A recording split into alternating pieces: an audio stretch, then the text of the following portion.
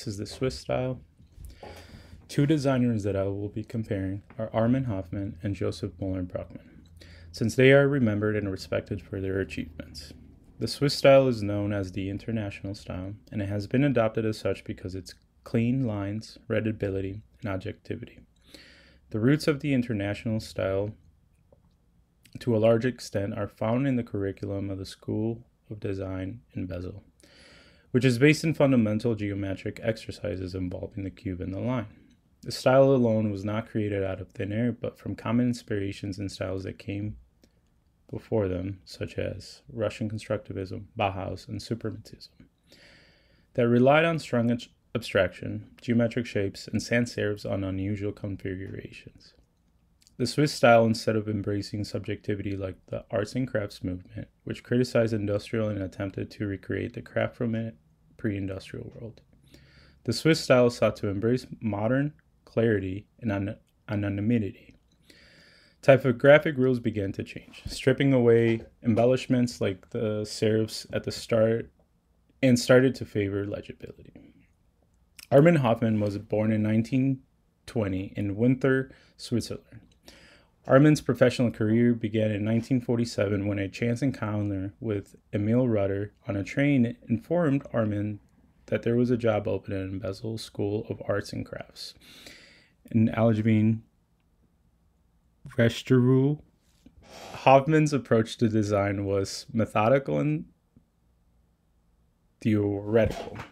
His pedagogy emphasized a rigorous approach to design, visual design, and a systematic process grounded in the Swiss design principles. Joseph Muller-Brockmann was born in 1914 in Rocheville, Switzerland. He studied graphic design and architecture in Zurich, in the Zurich School of Arts and Crafts. In 1924, Armin Hoffman opened his own graphic studio and illustration studio.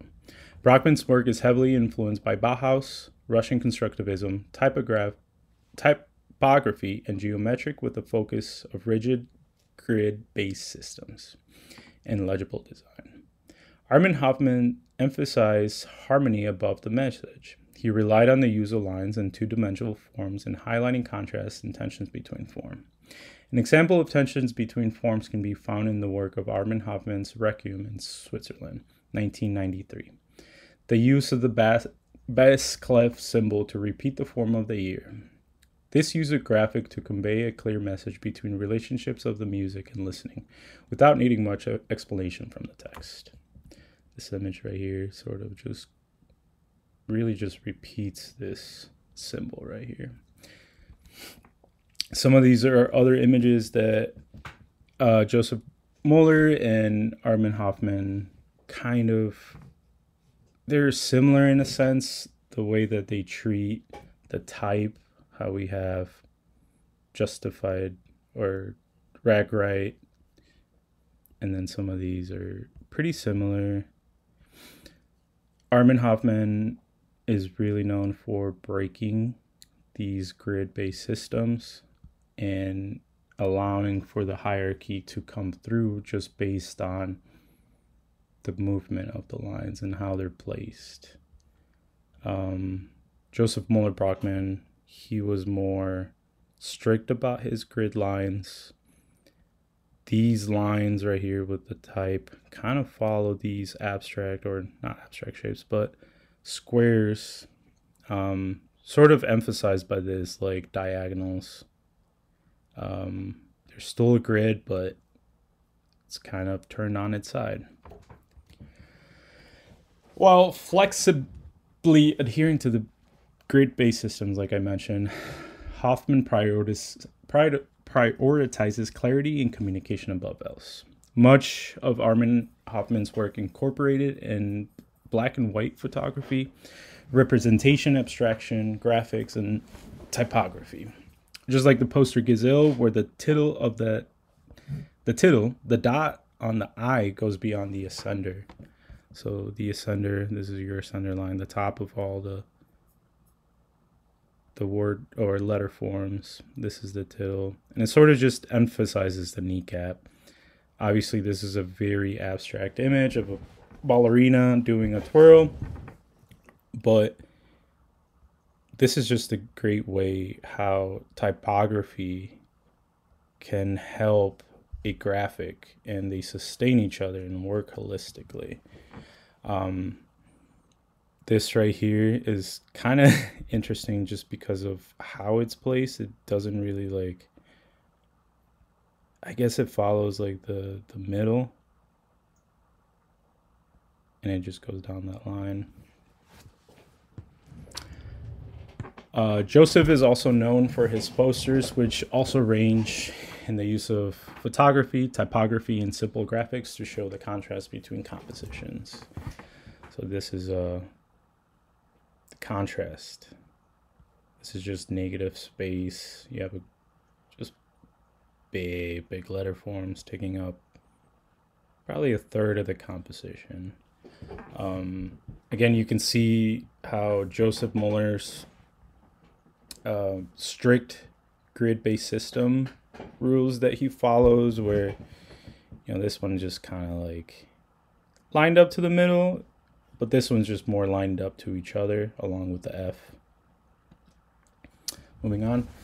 While researching these designers, I found similarities in their work, not only exclusive to typography, but fundamentally and holistically to graphic design. Joseph Muller Brockman, Musica Viva, 1957, and Armin Hoffman, Herman Miller Collection, Mobile, I can't pronounce that, Mobile Unser Zeit, 1962, poster. They show distinctive qualities and styles that made Armin and Joseph similar and identifiable as leaders of the Swiss style. The poster Musica Viva 1957 follows a strict grid. Typography is placed within the columns, separating the information into smaller chunks, while the graphic, the descending diagonal bars towards the background plane of the poster. It adds visual interest in the composition, contrast. It also leads the eye towards the information without it being too saturated and overwhelmed by more graphics or more weights in typography. This right here is very successful in creating a movement throughout the composition. A similar treatment to the information is done in Armin Hoffman's Herman Miller Collection of 1962. The graphic plays in this one an important role in the composition, how as viewers we see the information and how we consume it. We're very drawn to this red abstract shape on top. In my eye, for me at least, it leads down towards the bottom, towards the margins. And this graphic abstract shapes also does the same thing as the descending staircase in the Musica Viva poster. Sort of just leads the eye around and back again. Kind of just continues over. One thing that's very different from the way that Joseph treats it is that there's not a lot of weight in any of these letter forms. There's more weight in this, but it's consistent throughout the rest. And that sort of creates like a, let's say like a vacuum where it's kind of like you either go big or you go home.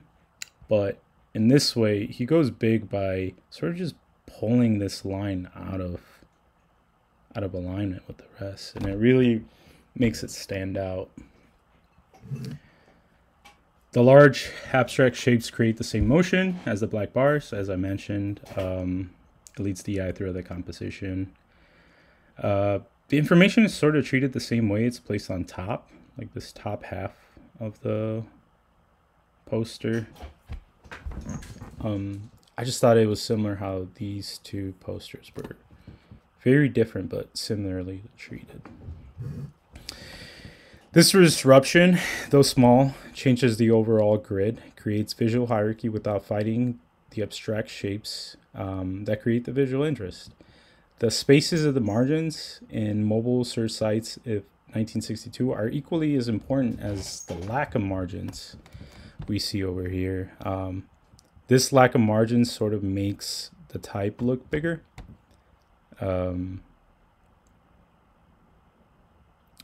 Yeah, without creating the scale of the font, it really creates hierarchy.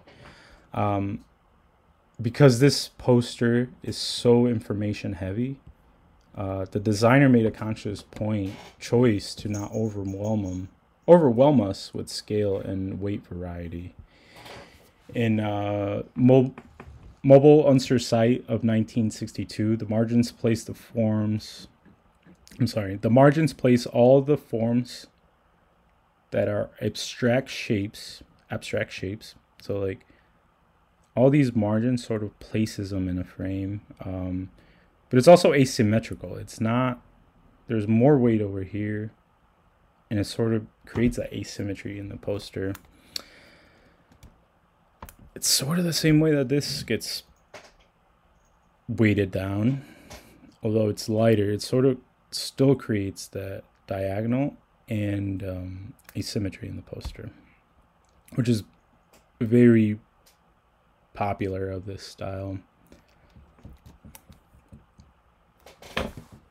The main techniques that they both share were legibility, use of grids, and use of sans serifs. Throughout the posters, you see similar applications. The work that I wanted to compare from Armin Hartmann's is the Or Auge of Stedel Basel of 1952. Joseph Brockman's Concert, the Spring Acoustic Society of 1953. Both of these posters contain black backgrounds and rely on the use of sans serif fonts. Both implement the treatment of flush left, flush right treatment, spaces between the columns. Both of these posters have large circular graphic motifs that takes up most of the composition. Where the posters start becoming slightly different is the use of color and the applications of the elements that make them similar. Starting Armin Hoffmann's poster of 1952, the rendering of the lines and the type and all the weight are uniform throughout the poster. As the weight of the type matches the weight of the lines in the graphic, the hierarchy and contrast is achieved through use of scale and font size rather than weight. One more element that is different in the application is the rendering of the texture lines, giving the graphic and the typography contrast. Entire uniformity would lack that contrast. So these are the circles. Obviously, they're different, but they still take up a majority of the composition. Though these are cut up circles or cut up arches, they still create that simulated line. Although we don't see it, our brain sort of wants to fill in that information. Same way this does. Obviously, the lines are textured. They're not all there. Our brain just fills in the spaces. Though there's less information our brain fills in, they're quite similar in the way that they use graphics and typography and the treatment to create that hierarchy. The poster by Joseph Moeller Brockman, the 5th Spring Concert of the Acoustic Society of 1953. The lines simulate the circles are blocky, flat gray color, strong contrast between the background.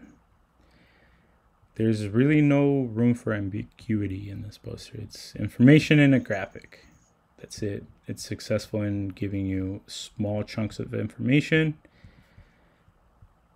where it's been held at, who's leading, the violinist. You know, it's just basic information.